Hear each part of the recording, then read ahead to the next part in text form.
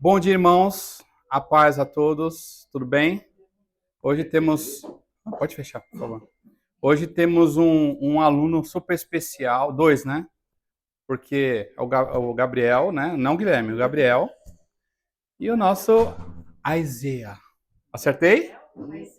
Aizea. Eu já acertei, Aizea. Ficou até registrado no vídeo. Vamos orar? Deus, obrigado por estarmos aqui, por esta aula que iremos iniciar. O Senhor venha nos abençoar e trazer paz aos nossos corações e entendimento, em nome de Jesus. Amém? Oi? Não, em particular, ele sabe que ele é Gabriel. Porque eu sempre chamava ele de Gabriel, depois que eu descobri que ele é Guilherme. Aí eu tiro sarro com ele. Ah, é com G. Bom, Atos 26, estudando essa lição, eu percebi o quanto é importante a gente estudar a palavra. Porque eu já li o livro de Atos algumas vezes. Eu acho que Atos, tirando os evangelhos, que acho que é o que a gente lê mais constantemente, acho que Atos é o livro que eu mais li. E eu não passei pelo 26 como eu passei hoje estudando para dar aula para vocês. Então, nós que somos professor, a gente é privilegiado, porque a gente aprende algo que a gente tem que repassar.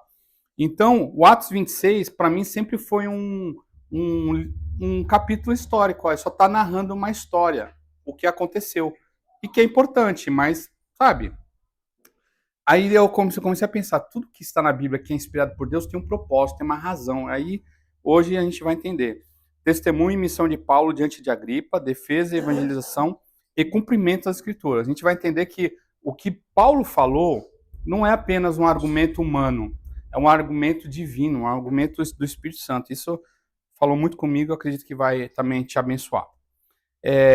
Bom, essa é a chave teológica do capítulo, é a ressurreição de Cristo. Voltamos a falar do problema. Qual que é o crime que Paulo cometeu? Ele acredita na ressurreição de Cristo. O arrependimento e fé, missão aos gentios. E a chave pastoral, né, ou seja, o que edifica o coração, é o testemunho pessoal como ferramenta evangelística. Obediência à visão celestial. Ou seja, a defesa dele foi simplesmente contar o testemunho dele. Não tem uns jovens que a gente chama para dar a palavra na igreja? Fala assim, você dá uma palavra no culto? Ai, pastor, eu não sei pregar, eu não tenho habilidade para falar em público. Não, filho, não precisa se preocupar. Se você contar o seu testemunho, vai ser muito bom. Paulo fez isso, ele contou o testemunho dele. E esse mapinha aí eu coloquei só para vocês entenderem. Aí ficou pequeno, no meu computador está maior. Mas tudo bem. Aqui embaixo é Jerusalém, aí percorre até Antípatris, que foi onde foi o meio do caminho, né, da prisão de Paulo, e depois ele chegou lá em Cesareia, que é a prisão dele. Ok? Vamos seguir? Esses aí são os personagens: Paulo, Festo, Agripa e a sua irmã Berenice. Então eles estão ali na Cesareia Marítima, né, onde eles estão nessa audiência. O Festo é o governador romano, na presença do rei Agripa, que é o rei de Israel naquela época, né? Eu até fiz na aula passada a comparação entre o nosso sumo sacerdote Ananias aqui, né? E o nosso presidente, que é o rei Agripa, né? Para vocês entenderem. E Berenice, que tinha aquela questão de estar sempre com o irmão, por quê? Porque ela fazia parte da linhagem de Herodes. Então ela era uma pessoa importante, ela era uma pessoa rica, ela era uma pessoa influente. E Paulo é o que está preso. Qual que é o objetivo do Lucas, que escreveu o capítulo 26? Mostrar que Paulo não é criminoso, mas é mensageiro do cumprimento da esperança de Israel. A fé cristã é racional e pública, né? E é isso aí, os personagens são esses, tá bom? E essa é a estrutura que a gente vai falar. Primeiro, ali do versículo 1 a 3, é a autorização para Paulo falar. Né? Como toda audiência, se vocês forem ver, né, o povo tem visto muito. Eu, desde a época do impeachment da Dilma, antes do impeachment, né, que tava aquela briga lá na Câmara, se o Eduardo Cunha ia assinar ou não, liberar ou não. Eu comecei a assistir a partir dali esses debates jurídicos, né? E desde lá para cá eu me interesso um pouco com essa questão de meio jurídico. Então, tem autorização para falar, né? Em alguns filmes você deve ter visto que o advogado protesta, não sei o quê, eu não aceito, e o juiz fala, não, fica quieto, não é a tua hora de falar. Então é mais ou menos isso. Acontece também isso. Versículo 4 a 11, a vida anterior de Paulo, ele conta o quê? O antes de Jesus. Aí acontece a teofania e a comissão em Damasco. Aí no versículo 19 a 23, a obediência, a pregação e a reação judaica. E aí, por fim, a interrupção de Festo pelo Agripa e as deliberações finais, tá? Então, versículo 1. Alguém pode ler o versículo 1, capítulo 26, versículo de 1 a 3. Não, só o versículo 1, só o versículo 1. Depois, Agripa disse a Paulo, permite-se que te defendas. Então, Paulo, estendendo a mão em sua defesa, respondeu. Ou seja, eu sempre li Paulo estendeu a mão e respondeu. Mas eu nunca parei para pensar por que Paulo estendeu a mão. Entende o porquê do estudo da palavra? Isso é interessante. Por que estende a mão? Por quê? Porque nos tribunais, o discurso público da antiguidade greco-romana, estender a mão era um gesto oratório clássico. Ou seja, estava fazendo um procedimento ritual que fazia parte da sua defesa. Quando tem alguém que está falando e que você percebe, pô, essa pessoa que fala é uma pessoa culta, é uma pessoa que vai me acrescentar um entendimento. Você fica o quê? Caramba, eu preciso prestar atenção. Agora, quando é uma pessoa que não tem muito o que te acrescentar, você quer saber? Eu não vou nem, nem ligar, nem prestar atenção. Então, Paulo, ele começou a demonstrar o quê? Eu não sou qualquer um. Eu estou estendendo a mão. Ou seja, eu estou cumprindo um ritual, eu sou conhecedor das leis e eu sou um cidadão romano, né, que é o propósito dele ainda estar vivo, e eu vou fazer aqui a minha defesa. Então, esse gesto já é um sinal de que, assim, olha, eu quero uma atenção, eu quero que vocês me ouçam, e não quero que vocês me ouçam entrando por ouvido e saindo pelo outro. Eu quero que vocês ouçam porque eu tenho um argumento, mais ou menos isso. Então, esse gesto chama aí de prohectio. Olha que nome legal. Que é um sinal de quê? De respeito à autoridade presente, no caso o rei Agripa e o governador Festo. Lembra que... Você quer meu celular. Lembra que o Paulo, ele foi, lá em Atos 23, se não me engano, ele foi... Deus falou para ele assim, olha, é necessário que o que você fale em Jerusalém, você fale também em Roma. Ou seja, para o cara falar para governadores, para reis, não é para qualquer um. Quem hoje tem a autoridade para falar no Senado da República? Quem hoje tem voz para ir na Câmara dos Deputados e falar? É um Zé Mané? Não, é alguém importante. Então, Paulo, ele demonstra isso. Ó, eu respeito. Autodomínio e ordem, mostrando que o orador falaria com razão e serenidade. E a abertura do discurso, com quem diz, concedam-me atenção, ouvireis a minha defesa. Né? Por exemplo, estamos aqui em aula, se eu estou dando a aula e alguém quer falar, qual que é o sinal que você vai fazer? Eu quero participar, eu quero também fazer parte da conversa, né? Então, só o gesto que fala ali o versículo 1, Lucas já quer sinalizar alguma coisa. Ó, ele levantou a mão. Se não, concorda que Lucas não ia falar isso? Lucas ia simplesmente falar, ó, ele falou. Então era comum entre advogados, filósofos e líderes políticos que iniciavam uma defesa formal diante de reis e tribunais, tá bom? Aplicação, postura respeitosa. A Ellen, ela tá bem. A Ellen tá bem, gente. A Ellen tá bem, fica tranquila. Todo mundo tá olhando pra ela, não sei porquê, mas ela tá bem.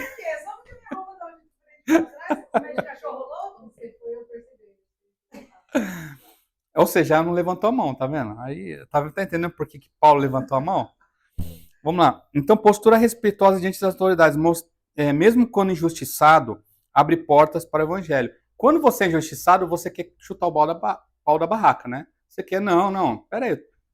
Paulo podia falar assim, ó, para começar, isso aqui tá tudo errado. Mas não, Paulo. Ele seguiu o rito, não. Eu preciso me defender, tá bom?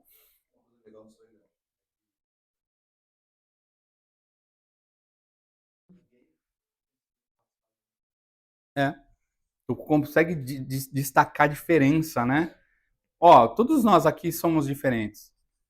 De repente, um vai lidar bem com o público, outro vai lidar bem com o outro público. Então, todos nós temos essa mescla, né? Para lidar com pessoas. Isso é muito interessante. Alguém pode ler versículo 2 e 3?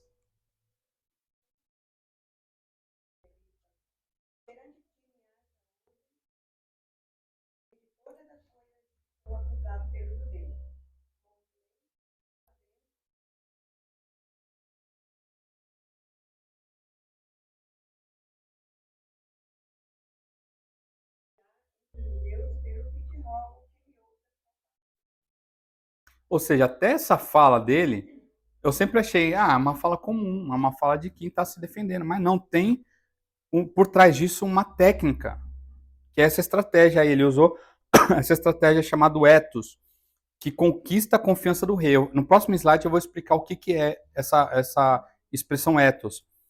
Então é uma nota retórica. Essa palavra aí, captio benevolente, que é do latim, significa captar a benevolência do auditório. Então o jeito que ele está falando com a Agripa não é um jeito comum, não é um jeito normal. Ele está querendo dizer assim, olha, o que eu vou falar para você é algo sério, é algo que eu preciso da sua atenção.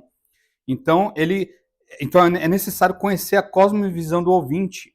Ajuda a comunicar a fé com pontos reais. Então, quando você vai conversar com uma pessoa, o que Atos 26 está querendo te ensinar? Que você, quando for conversar com uma pessoa, você tem que analisar a pessoa.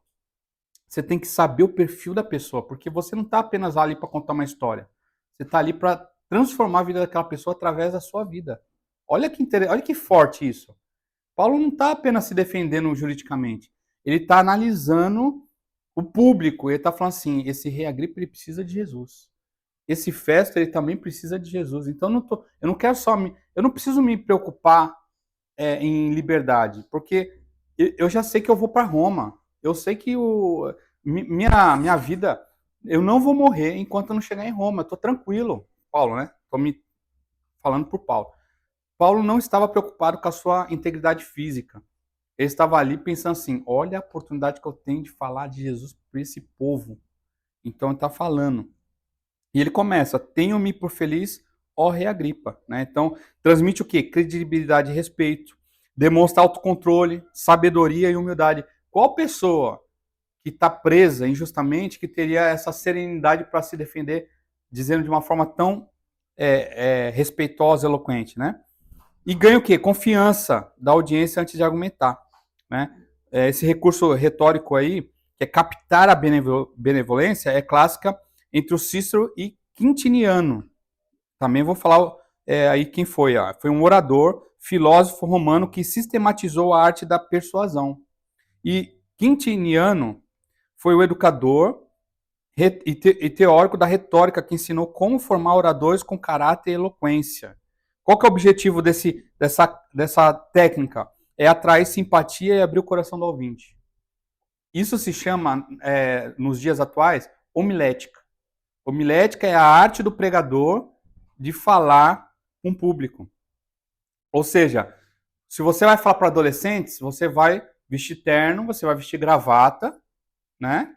Você vai pedir para o louvor cantar hinos do cantor cristão, e aí os adolescentes vão ter toda a sua atenção. Exatamente. Vai ter um prelúdio antes do louvor, vai ter um pós-lúdio após o culto, né? Agora, se você vai pregar para um grupo de senhores da década de 70, aí você vai tocar músicas worship, você vai ir de uma camiseta normal, você vai ir com tênis de skatista, você já vai começar a falar assim, é muito bacana estar aqui neste culto com vocês. É nóis. Ou seja, a técnica de oratório faz toda a diferença. As pessoas têm um termômetro no nosso ouvido, que é um termômetro que você tolera ouvir as pessoas. Quando você está ouvindo, por exemplo, um podcast, eu tenho um limite, eu estou ouvindo assim o assunto. Quando o camarada começa a falar coisas que não tem nada a ver com o termômetro do meu ouvido, eu já falo assim, isso aqui é furada. Eu vou perder tempo da minha vida escutando essa papagaiada e eu elimino. Então, é muito importante a gente saber o que nós estamos falando, como estamos falando, essa retórica é importante. Eu fiz um curso de homilética em que o orador, o professor, até ensinava como posicionar as mãos, como você estava pregando, até que altura você podia levantar as mãos. Se você fosse estar de paletó e gravata, e terno, fechado, não há. Ensinava uma série de técnicas para justamente chamar a atenção das pessoas. Porque tudo que você faz tem o gesto, o tom da voz, Sim. né? Pregador. Bom dia, irmãos. Eu quero saudar os irmãos com a paz do Senhor. Um silêncio. Ou então um só, meio pentecostal, a paz, irmão. Agora, bom dia, irmãos. Eu quero desejar aos irmãos com a paz do Senhor. Pô, até quem tá com sono fala assim, pô, vamos adorar o Senhor, né? Então, tudo isso faz parte, né? Então, conhecer a cosmovisão e cultura do ouvinte cria pontes reais para comunicar a fé. E eu vou, se Deus permitir, eu vou contar um testemunho que eu acho que vai edificar junto com o que estamos aprendendo, né? Então, o que é Atos? O que é e como Paulo usa? Significado Atos. A palavra ethos, né? Ethos do grego é caráter, credibilidade do orador. Quem formou isso foi o Aristóteles, filósofo da época. O objetivo é tornar o público disposto a confiar no que será dito. Em Paulo, respeito ao rei, né, Agripa, serenidade, domínio próprio e humildade. Então, qual foi o efeito? Quebra de resistência. O jeito que ele falou já atraiu o ouvido do rei Agripa, de Festo, meio sutilmente a seu favor. Ou seja, ele não precisou nem de argumentos jurídicos, só o jeito dele falar, o jeito dele argumentar já trouxe para ele um ponto positivo, né? E esse captando benevolência aí, né? É uma retórica romana, né? Que já foi falado pelos filósofos Cícero e Quintiliano lá atrás. E qual que é a função? Captar a boa vontade do auditório na abertura, que é o que? A introdução. Em Atos 26, 2, 3, ele fala: tenho-me por feliz, porque és versado no costume judaico. Ou seja, Agripa, eu estou tão feliz de falar porque você, Agripa, você sabe, você é judeu, você sabe da nossa cultura. Olha a diferença, né? Ele tá num julgamento romano, mas ele está falando assim, olha, a gente sabe como que é a nossa cultura, né? Aí a gente pode até destacar os estados, né? Ó, a gente sabe como é Rio de Janeiro. Ó, a gente sabe como é o povo de São Paulo. A gente sabe como é o povo lá do Sul. A gente sabe como o povo do Nordeste é cabra macho. Ou seja, ele já traz essa conexão, né? Versículo 4 e 5, alguém pode ler?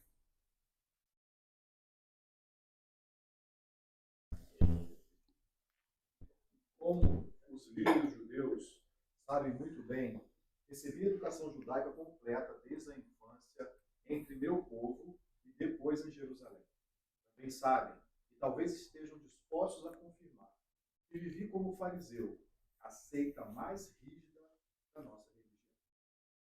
Ou seja, ele fala que os fariseus eram uma seita. Ele estava querendo elogiar ou ele estava querendo criticar os fariseus? Querendo elogiar. Deixa eu mudar o slide para não dar cola. Elogiar? Mas peraí, se falar que a Betel é uma seita, eu vou ficar ofendido. Né, pastor?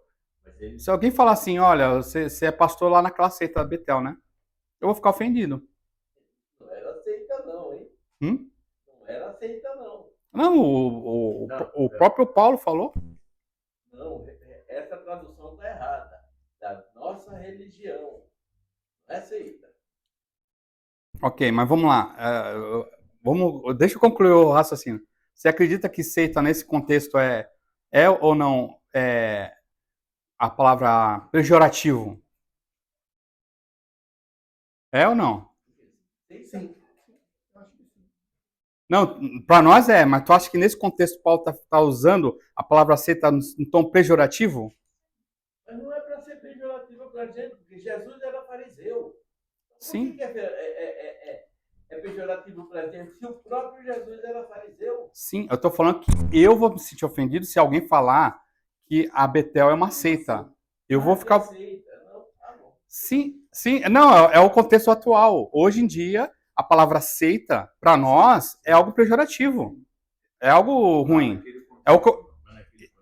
Exatamente. Agora vamos lá. Agora eu vou apresentar a cola para vocês aí. Seita, no grego, é escola ou corrente religiosa. Não é algo que traz a conotação de heresia. Então, a palavra lá atrás tem essa conotação de religião e não de seita dos dias atuais, que para mim é uma ofensa. Hoje, tu vê que hoje a palavra seita traz essa conotação. O que destaca, por exemplo, a gente de uma seita? É a questão doutrinária. Então, tu vê que aquela época, quando o próprio Paulo fala que essa versão é seita, mas algumas versões é religião, ele fala, segundo a seita mais severa da nossa religião, fui fariseu. Viu que como é gostoso estudar a palavra mais a fundo? Porque quando você lê assim, Paulo afirma segundo a seita mais severa, você pensa assim, Paulo está... Ele é um herege. Não, Paulo está sendo pejorativo. Paulo está querendo dizer assim, olha, eu fui fariseu, vou tentar travestir para vocês, eu sendo Paulo nos dias de hoje, né? Olha, eu sou Paulo, fui fariseu e fui dessa seita aí, ó, dessa seita severa. Olha a diferença. Dá a impressão que Paulo está querendo bater, mas não, no texto aqui é o contrário. Isso que me deixou assim muito feliz, assim, caramba, olha como a gente estuda a palavra, a gente entende. Paulo está falando o contrário. A palavra hoje, acabamos de ver um exemplo aqui agora, Uhum. que a palavra hoje, sendo mal colocada, ela não traz o verdadeiro sentido que o texto está querendo. Exato. Então, Paulo ele está querendo trazer uma conexão com Agripa. Olha, eu fui um fariseu. E eu fui fariseu da seita mais severa. Ou seja, os fariseus naquela época, eles eram respeitados. Eles eram conhecidos como doutores, como homens de Deus. E Jesus, ele bate nos fariseus, mas não no seu zelo pela lei, mas pela sua hipocrisia. Então, vocês conseguem entender que Paulo aqui, ele não está querendo trazer um peso, ele está querendo uma conexão. Eu acho que a própria palavra fariseu hoje é ocupada por nós. Sim, é. É, porque Jesus bateu. Então, se eu chegar pro Alzeni e falar assim, o Alzeni, cara, ele é um fariseu, cara. Ele é um fariseu. Ele é um fariseu. Ele é um fariseu e eu... Ó, o Alzeni é fariseu e eu tenho certeza que a Deise vai confirmar, ela não vai negar. Aí, vamos falar no particular. A Deise vai falar assim, ele é um fariseu mesmo, porque o que ele tem de zelo pela palavra de Deus, o que ele tem de zelo pelas coisas do Senhor, aí o outro fala assim, ixi, mas é o maior hipócrita. Ele é um hipócrita, o mais hipócrita que eu conheço é ele. Vocês conseguem entender? Então, sim, é o que você falou, o que a gente fala de fariseu hoje, parece que só tem um lado ruim. Parece que fariseu era o comando vermelho. TCC. Mas nesse contexto, Paulo ele está trazendo a palavra fariseu e a palavra seita como algo de conexão. Olha, vocês sabem que um fariseu ele não é qualquer um. Você sabe que o fariseu ele não é um Zé Mané. Ele é um cara que tem muito respeito pela lei. E eu fui um. Então Paulo está querendo trazer essa conexão, né? E o Joséfo, né, o historiador lá do primeiro século, ele fala de seitas judaicas como os fariseus, saduceus e os essênios, né? Então Paulo mostra que a sua formação era farisaica, a mais rigorosa e respeitada. Então, para os judeus, ser fariseu era sinônimo de zelo e piedade. não de hipocrisia. Essa crítica viria apenas perspectiva de Jesus aos fariseus hipócritas. Então, tu vê que você estuda a palavra, quando você vai estudar a palavra, você tem que se envolver o quê? Na cultura, na época. Lembra que eu sempre falo assim, hoje, durante esse momento, nós não somos nem brasileiros nem americanos, nós somos judeus, para tentar entender na lente deles. Beleza? Deu para entender? Corrigir um pouquinho? Deixa eu dizer. Ah. No grego, eu estou com o grego, tá? Aham. No grego, essa palavra seita não é seita. Aham. É um modo de servir a nossa religião, ao nosso Deus. Aham. É, sim, é uma corrente religiosa, certo? Não, estou dizendo no grego. Certo. Não estou querendo confundir ninguém. Aham. É que naquela época, o Império Romano, para ser o maior império do mundo, ele respeitou as religiões. Só eles exigiam que era aceitar também César como Deus. Aham. Os judeus nunca aceitaram. Então os judeus tinham que pagar uma oferta por ano, todo judeu. Chamava-se libação. As duas religiões que haviam era a religião daqueles que serviam e se utilizavam do governo e os outros que eram o povo normal. O povo normal era o fariseu, que era chamado dos separados. E os saduceus eram aqueles que mantinham contato com o governo. Uhum. Consegue entender isso? Mas, Sim. aliás, você deve ter aula disso. Sim. Sim, o que eu quero dizer é só quis que nós entendêssemos que seita hoje, a palavra seita que está em algumas versões, é pejorativo para nós, mas que naquele tempo, nesse contexto Mas não era seita também, era o nosso modo de servir. É que mudaram a história, colocaram um nome que não existia. Não existe seita no grego. Uhum. A seita é história de romano, do latim. Já não é do grego. O grego não tem isso. Uhum. É um modo de servir ao Senhor. Sim. Mas você entendeu o que eu quis dizer em relação à época de lá com a época de cá? Estou dizendo, está falando do nosso pensamento. Sim. A palavra é heresia, até parece de heresia, Uhum. mas é heresia, que é um modo de servir ao nosso Deus. Isso aí. Beleza, povo? Vamos avançar. Segundo, função retórica. Paulo constrói credibilidade através dessa palavra ethos aí, que é caráter. Mostra que não é um agitador ignorante, mas um doutor da lei. Essa foi a retórica de Paulo. Ele quis dizer assim, olha, eles estão falando que eu causei um reboliço lá no templo. Mas eu quero dizer para vocês que não fiz isso. Pelo contrário, eu sou um fariseu. Eu sou um homem da religião. Eu sou uma pessoa ordeira. Então ele se posiciona como herdeiro legítimo da esperança judaica, a ressurreição. Sua fé em Cristo é continuidade, não ruptura do judaísmo, né? E ele fala: minha fé em Cristo nasce da mesma esperança que sempre tivemos. Então, é essa retórica que ele quer destruir. Que os judeus estão acusando ele de ser um cara que está trazendo arruaça, um cara que está levando os gentios para dentro do templo, um cara que está causando tumulto. E essa foi a palavra, né? Lá, 2 anos atrás, quando aconteceu primeiro julgamento dele, foi esse o argumento forte. Olha, ele está causando um transtorno, ele precisa ser morto. E aí ele está trazendo essa retórica. Olha, eu não sou nada disso.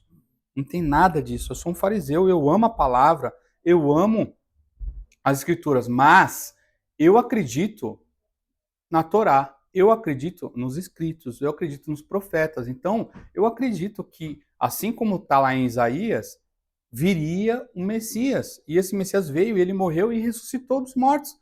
Eu acredito nisso, eu não estou falando nada contra a palavra. E eu não sou roceiro, eu sou um fariseu, eu sou um mestre, sou zeloso.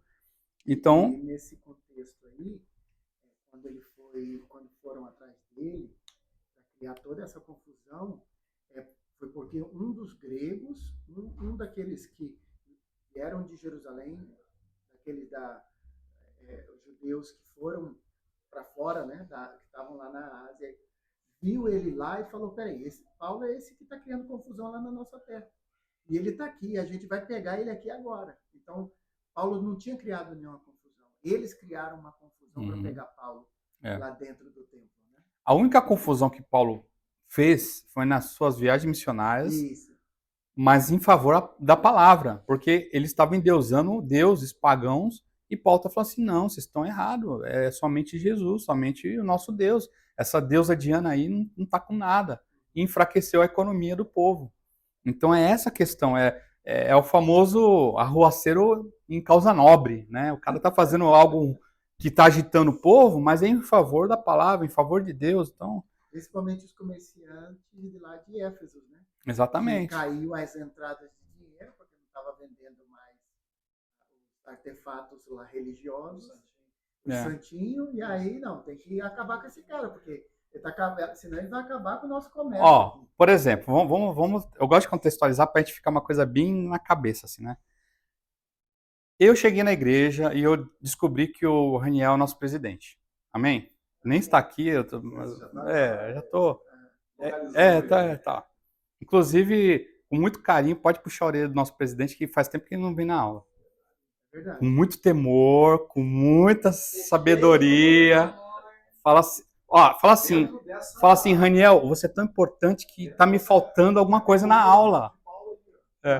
Aí eu chego e falo assim, pastor Elielde, o que você acha de colocar na fachada da igreja assim, seja bem-vindo a Bethel Assembly? E coloca a foto do Raniel lá. Para o povo olhar e falar assim, nossa, que igreja bonita, que igreja que eu tenho que participar. O que tu acha disso? Entendeu? Nossa, ó, eu sou submisso ao pastor Celso. Eu só respondo o que o pastor Celso manda. Aí, o que acontece? Aí chega o Cláudio e começa a falar assim, não, gente, não. Aqui é a casa de Jesus. Raniel é um servo, Raniel é um presidente, mas é servo. Ele só tá aqui para servir e tal. Aí o Cláudio vai começar a gerar o que aqui dentro? O cara não respeita o presidente como deveria respeitar, tal. Aí o Cláudio começa a ser uma pessoa inconveniente no nosso meio. Era o que Paulo estava fazendo. Paulo estava sendo inconveniente no meio dos judeus, mas porque ele estava querendo trazer o que é certo. Jesus é o Messias. Jesus ressuscitou dos mortos. E parte dos judeus acreditava na ressurreição dos mortos. Então por que vocês estão querendo me matar? Eu só acredito no que a gente acredita. A questão é o quê? É que o povo estava mexendo na economia, estava mexendo nos costumes, estava incomodando, entendeu? Bom, vamos avançar? Versículos 6 e 7, alguém pode ler?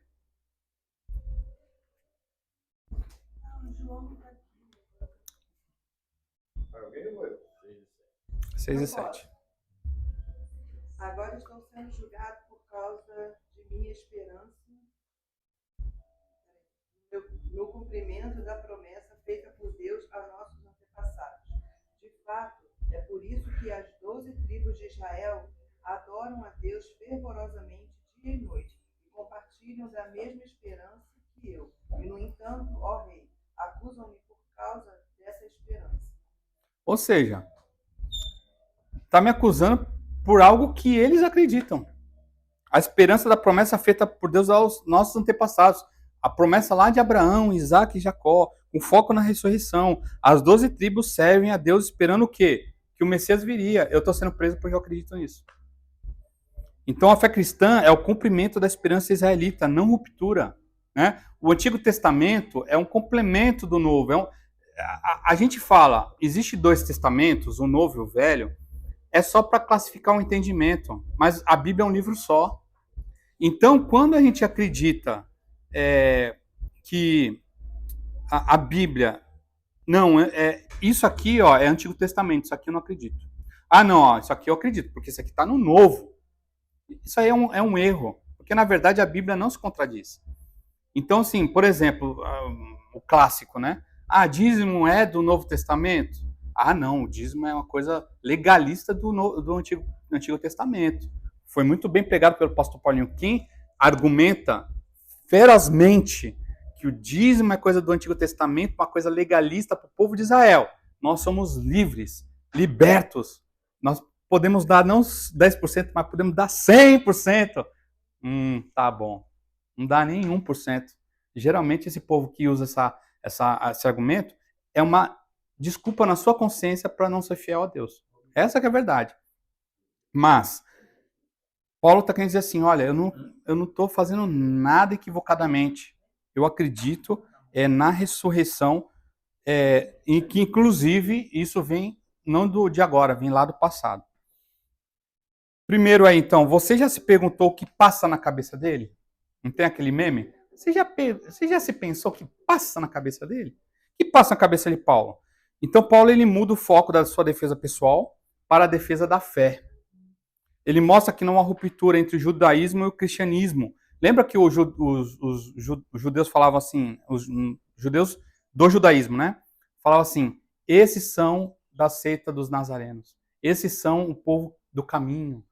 E a igreja de Antioquia, acho que a igreja de Antioquia foram os primeiros crentes chamados cristãos. Ou seja, Paulo está querendo dizer assim, não somos... A gente está falando agora sobre calvinismo e arminiano, né?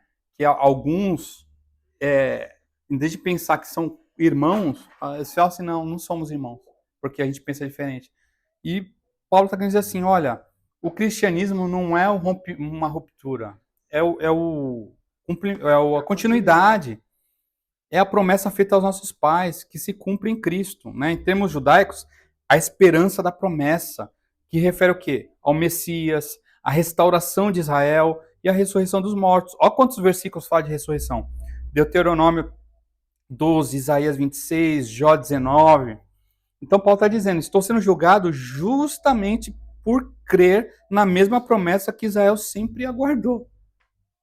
Você está conseguindo entender que Paulo está querendo trazer um argumento jurídico, tudo isso com respeito, com serenidade, com atenção, né? O rei Agripa, o Festo, os judeus que estavam ali, estavam ouvindo Paulo. Então ele está trazendo esse argumento, olha, me desculpe, mas o que eu estou passando aqui, eu penso assim, né? Vamos falar de uma coisa de adultos aqui? Isso aqui, não tem sentido. Esse julgamento, para mim, não tem sentido. Eu não fiz nada. E eu acredito e vivo o que vocês pregam, o que vocês deveriam acreditar, conforme a Escritura fala. Né? De maneira muito inteligente. Ele estava anunciando a esperança da promessa, né, que era Jesus, e com isso também anunciando o Evangelho.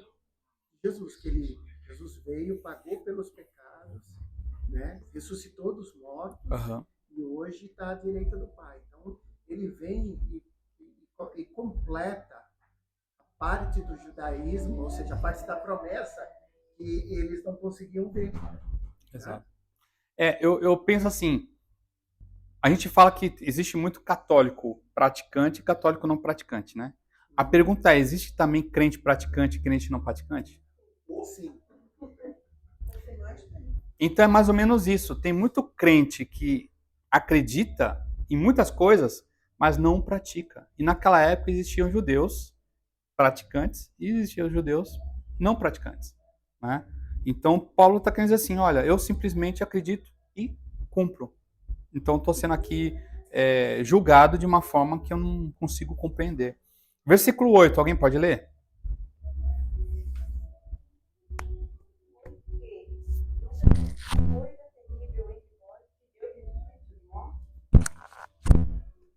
Ou seja, é uma pergunta apologética. Né? Alguém lembra o que era apologética?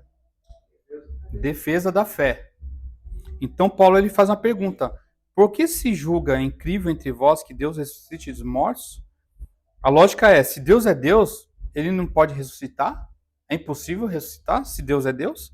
Né? Então, antes de rejeitar um milagre, pense se não faz sentido acreditar em Deus primeiro.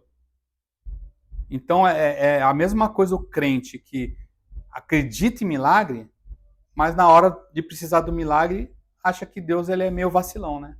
Pô, Deus, ele... domingo... Não, Deus é um Deus de milagre. é o Deus que faz um monte de coisa. Aí na semana alguém, poxa, eu preciso de uma oração. Irmão, as coisas não é fácil, né? A gente vive no mundo natural, né? Peraí, no domingo você falou que Deus é o Deus de milagre, minha irmã. Agora é a hora de acreditar no milagre. Deus vai acontecer. Se não acontecer, mas você tem que acreditar, tem que ter fé. É o que nós acreditamos, né? Então ele faz essa pergunta, olha, não é mais fácil acreditar que Deus pode ressuscitar? Né? Versículo 9 a 11, alguém pode ler? Bem tinha eu imaginado que com o nome de Jesus Nazareno devia eu praticar muitos atos, o que também fiz em Jerusalém, e, havendo recebido a autorização dos principais sacerdotes, encerrei muitos dos santos nas prisões, e quando os matavam, eu dava o meu voto contra eles. Agora ele começa a dar a sua cutucada. Agora ele começa a falar assim, olha, eu era um fariseu religioso e perseguidor desse povo que eu sou hoje. Então, confissão de perseguidor, prisões, voto nas sentenças, quando tinha votação, vamos condená-lo? Vamos. Ele falava, vamos condená-lo. Constrangimento a blasfemar. Ele falava para os cristãos, nega Jesus, nega esse teu Deus. E ele perseguiu até cidades estrangeiras. Ele não se contentou em perseguir apenas ali onde ele estava. Ele também tinha cartas autorizando fazer isso num lugar distante. Então, ele levanta essa ênfase. Eu tinha zelo, mas sem conhecimento. E isso leva o quê? A violência religiosa. Eu nem vou falar que existem algumas religiões que, por falta de conhecimento, eles gostam de praticar um pouquinho de violência religiosa. Um pouquinho. E um dia a Nath até comentou, né? Olha o que a América faz, né? Uma igreja celebrando do lado de uma mesquita. Se fosse lá no Oriente Médio, eu acho que não daria muito certo não, viu? Verdade. Eu acho que eles ficariam toda hora jogando uma bombinha assim, ó. Então, o arrependimento inclui reconhecer pecado contra Deus e contra o próximo. Então, Paulo está começando a falar assim, olha, eu já fui um perseguidor. Ele começa a revelar quem ele era, o passado dele. Né? E um detalhe interessante, a frase, eu também estava convencido que deveria, do grego aí, édeon, indica a convicção pessoal. Paulo não era forçado, ele estava sinceramente convencido de que estava certo. Ele quer dizer assim, olha, eu tinha a convicção assim, a mais certa que o que eu estava fazendo era o correto. Eu estava perseguindo os cristãos porque eu tinha um zelo pela palavra, um zelo pelo judaísmo, e eles estavam deturpando a palavra. Então eu fazia aquela realmente perseguição. Aí entra as brigas entre igrejas, né? Por exemplo, quando eu falo, tirando onda que eu sou baticostal, é porque eu respeito muito as igrejas que eu passei. Eu nasci no meio batista tradicional, aquela que se batesse a palma, o pastor ficava olhando e te encarando, falando assim, qual é a graça? Qual é a graça de ficar batendo palma no meio do culto? Quer atrapalhar? Não, se levantar a mão é porque você está se achando Paulo no terceiro céu, né? Você está mais perto de Deus, é isso? A gente lê a palavra, a gente é zeloso com a palavra, mas você levanta a mão porque Deus ele gosta mais de você. Até meus 16 anos eu era assim. Aí depois fui para uma igreja que já tinha bateria e já tinha palmas. Melhorou. Aí eu me afundei, assim, no sentido de vida, me afastei de Deus por completo durante uns 2 anos. Aí encontrou a Nath e mudou sua vida. Não, a Nath foi um presente da conversão, calma lá. Eu pensei que ela encontrou ela. Não, ela veio como a cereja do bolo. Ah, é? Aí eu me converti numa igreja que, meu Deus, quando você encostava o pé na garagem da igreja, você já sentiu o sopro do Espírito Santo. Ai, meu Deus do céu. Para entrar lá, eu tinha que entrar assim, ó. Meu Deus, é uma gritaria. Uma gritaria, uma unção. E era uma casinha, era uma casa. A igreja era uma casa que era um pouco larga. Tinha, assim, 30, 40 pessoas no máximo. Um calor, porque era ventilador, não tinha ar-condicionado. Mas era um Pentecoste. essa é a igreja que eu me converti. Eu liberto.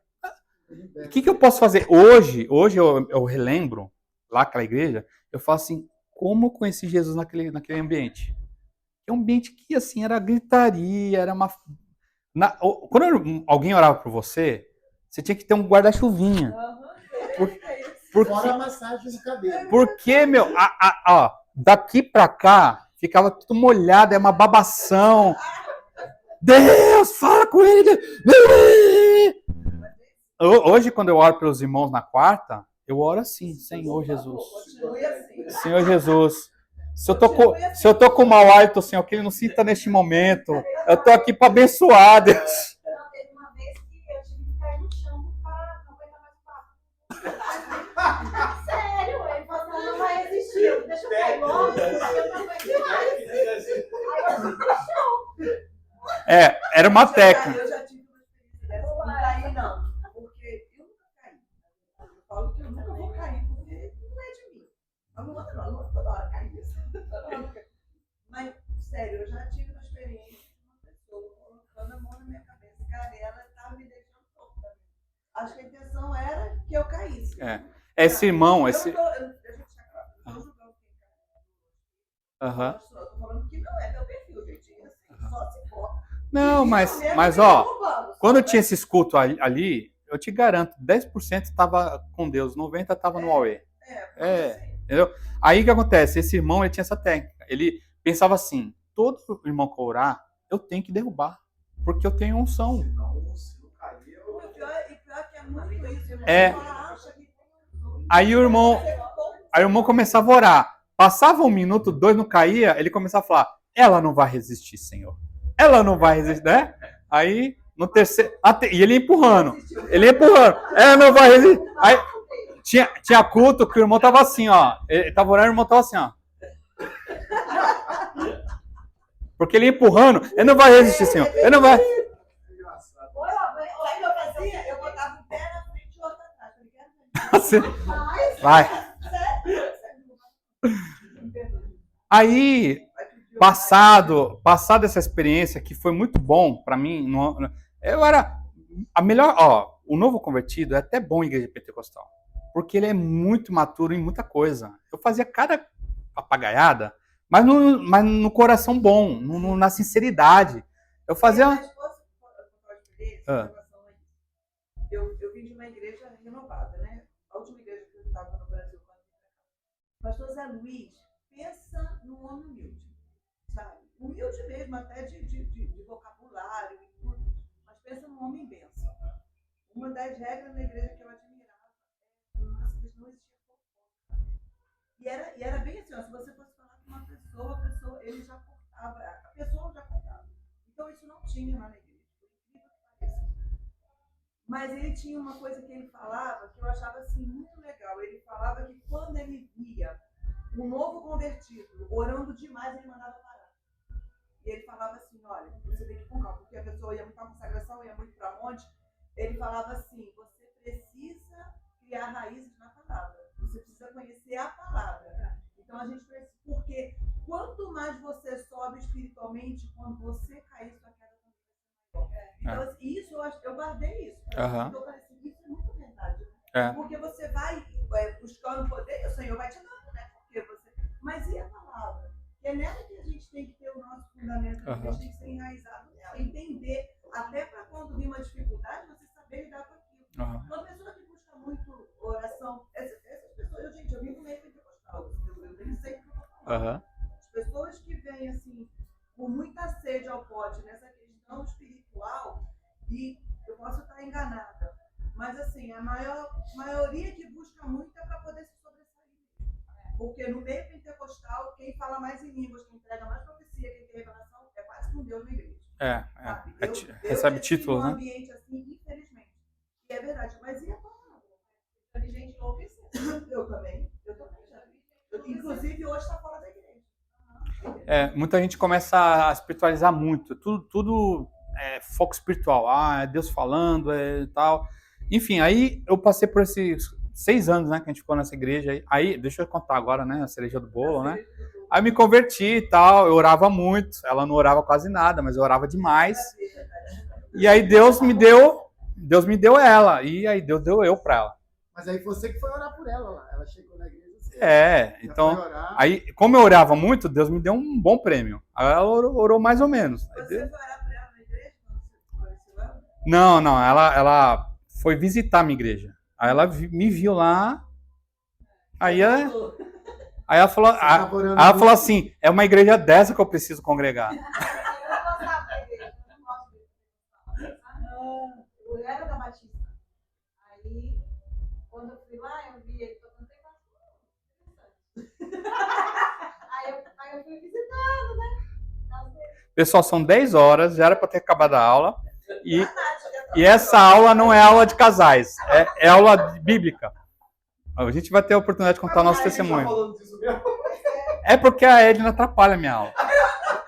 O que acontece? Aí eu fui para o meio batista. Aí eu comecei a me aprofundar mais na palavra e fui para uma igreja batecostal, que o meu pastor também veio do meio pentecostal. É isso que eu quero enfatizar, que o misto de oração e palavra tem que ser assim homogêneo, tem que ser algo que se complementa. Por isso que eu falo assim, o culto de domingo é um culto mais que tem visitantes, é um culto público. Agora, pentecostais, há pentecostais em nosso meio? Estou vendo? Amém? Ô glória! Vigília de oração, manhã com Deus, quarta com propósito. Esse culto, meu irmão, você está liberado para fazer o que quiser com ordem e decência, mas livre. Agora, o culto de domingo é um culto estratégico. Paulo está usando aqui de estratégia para alcançar a Agripa, para alcançar Festo. O nosso culto de domingo é livre. O Espírito Santo ele faz tudo bonitinho. A gente não impede nada, mas a gente entende que tem pessoas ali que precisam ser alcançadas. Então, se a gente ficar caindo, se a gente ficar se buchando todo, a pessoa vai, ixi, não vou voltar mais nesse lugar, não. Agora culto de quarta-feira. Mas por que eu tô falando isso pra gente fechar a nossa aula? Que aí, eu fico chateado quando eu vejo igrejas muito reformadas olhando para a Igreja Assembleia de Deus com desdém. E olhando para a Igreja Pentecostal com preconceito. Falando assim, eles não sabem o que fazem, eles não têm a palavra. E eu vejo também muitas igrejas pentecostais olhando lá para as igrejas batistas e reformadas, olhando com preconceito, falando assim, eles não vivem no Espírito, eles só querem saber de letra. A letra mata. E não querem saber da... Então, assim, Paulo, ele tinha essa convicção de que o que ele fez era errado. Mas na época que ele era fariseu, ele tinha a convicção que o que ele estava fazendo era correto. Então, nós temos que ter essa sabedoria de sabermos que o que está certo é a palavra, a convicção na palavra. Nós temos que estar focados, convencidos na palavra. E volto a dizer, tudo que gera discussão desnecessária não deve ser investido tempo, né? Eu gosto muito de escatologia, por exemplo, eu gosto do livro da Revelação, mas é um livro que, se você começar um debate, quem é pós, quem é pré, é uma discussão que você não vai ter um fruto. Agora, estudar os evangelhos, estudar os milagres, isso sim, isso vai ter uma convicção, porque é o que ele está falando aqui. Paulo não era forçado, ele estava sinceramente convencido que estava certo. Então, a ignorância espiritual pode parecer virtude, mas quando falta a revelação, nós temos que estar focados em Deus. Só o último slide para acabar, porque 10h20 vai começar a nossa oração, antes do culto. Ele falava assim, os obrigava a blasfemar. Esse detalhe é fortíssimo, a ideia de que Paulo coagia cristãos a negar o nome de Jesus, possivelmente sob tortura ou ameaça.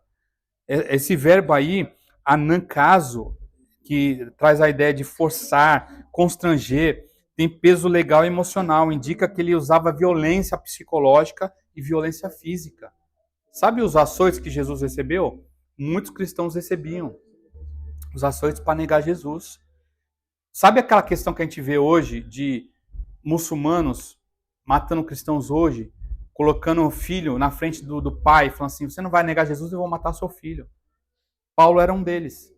Paulo pegava, talvez, a Bíblia não narra, mas certamente Paulo pegava algumas crianças e falava assim, se você não negasse Jesus, a gente vai matar seus filhos na sua frente. Então Paulo, ele tinha essa memória no seu coração. E isso aprofundou sua humildade e compaixão no ministério posterior. A quem mais é dado, mais é cobrado. Né? Paulo, ele tinha um amor pelos gentios, ele tinha um amor pelas pessoas. E por quê? Porque ele foi um perseguidor. Ele foi uma das pessoas que mais maltratou. Por que às vezes um ateu, quando se converte, ele se torna um bom crente? Porque ele foi o que mais falou mal de igreja, ele foi mais falou mal de Jesus, ele foi o que menos acreditou, mas ele falou assim, caramba, agora sim, agora eu acredito. Exatamente. Só para fechar esse assunto. Esse trecho é uma joia para a pregação sobre o arrependimento verdadeiro. Paulo não disfarça nem espiritualiza o seu erro. Ele reconhece a violência, ele reconhece o seu orgulho e ele reconhece o seu engano religioso e transforma a culpa em testemunho da graça de Deus. O arrependimento genuíno não é negar o passado, mas reconhecer o que Deus transformou nele. Então, Paulo ele fala assim, olha, eu fui um lixo. Eu era um fariseu, eu era um religioso, eu era doutor na lei, mas a minha prática era um lixo. Eu era um judeu não praticante das coisas corretas, né? Mas Jesus me transformou e agora eu sou uma nova criatura e agora por isso que eu tô aqui. Porque eu acredito na ressurreição dos mortos, acredito que Jesus é meu Deus, Jesus é o Messias e você, Festo, e você, Agripa, você aceita Jesus agora em nome de Jesus? Mais ou menos isso que aconteceu, não com essa ênfase. Mas ele está querendo dizer assim, olha, vocês precisam também conhecer esse Deus que eu estou conhecendo através de Jesus. Amém? Vamos colocar de pé. Em nome de Jesus. Olha, a gente estudou 11 versículos apenas. E tu vê quantos detalhes a gente conseguiu extrair do texto? Então que Deus possa... Então, que Deus possa nos trazer graça em relação ao estudo da palavra.